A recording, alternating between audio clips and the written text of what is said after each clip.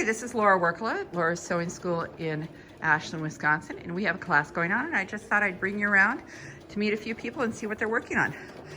So, Hello. hello, who are you? I'm Kelly. Hi, Kelly. So what are you working on?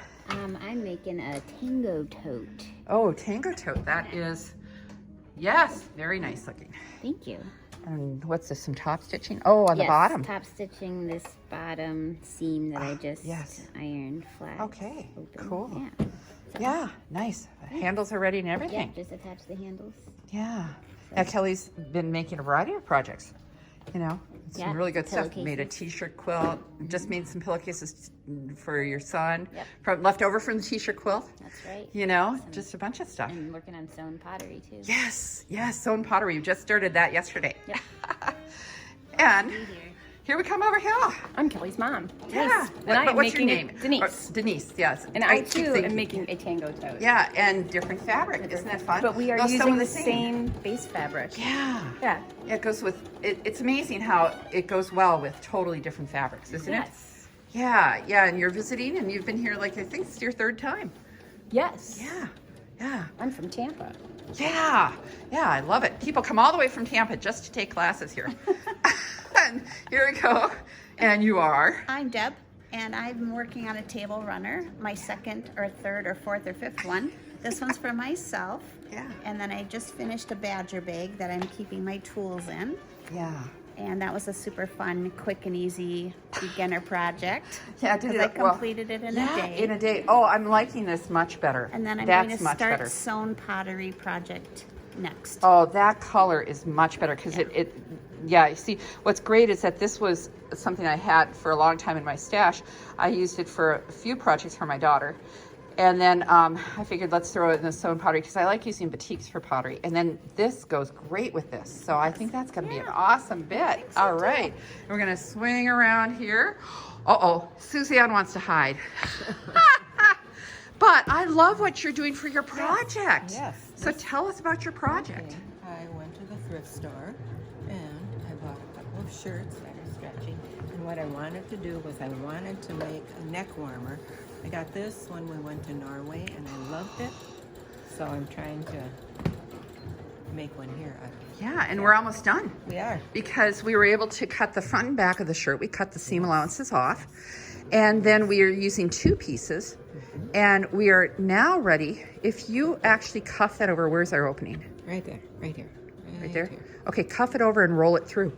And you will have, and then we'll hand sew the opening shut. Okay. Yeah, so just roll it through. Like cuff it over and roll it through. It's easier than reaching your hand in. And just like we did that with the bowl cozies, didn't we? Where we rolled it through.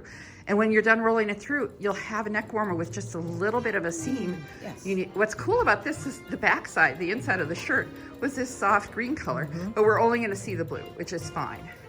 Look at that. Okay, Isn't that cool? We're getting there. I love it. Yeah, now you can kind of pull it from the outside if you want to, now that you've got it tucked in there. In there. Okay. It's coming. Here It's coming along. It's kind of a miracle the way you sew this together, and then suddenly you have a tube. Yeah, and we used a serger on the seams that go across because that allows the fabric to stretch. And I don't think anyone's going to notice the seams when we're done because it's kind of, they just peer into the fabric. Yeah, so like here.